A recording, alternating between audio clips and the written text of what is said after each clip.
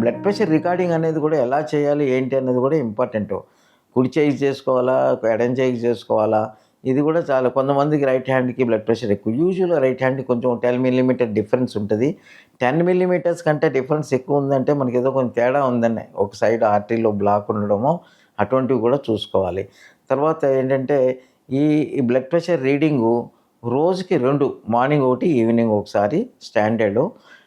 At least ఓ 5 minutes మనం rest తీసుకొని తర్వాత బ్లడ్ ప్రెషర్ రికార్డ్ చేసుకుంటే మంచిది. ఇది ఇంట్లో కూడా చాలామంది రికార్డ్ చేసుకుంటారు. కానీ యావరేజ్ రీడింగ్స్ తీసుకుంటాం ఎప్పుడూను. ఒక 2 రీడింగ్స్ తీసుకొని వాటి యావరేజ్ మనం కాలిక్యులేట్ చేసుకొని మనకి బ్లడ్ ప్రెషర్ ఉందో లేదో హోమ్‌లో రికార్డ్ చేసుకునేది నేను చెప్పేది.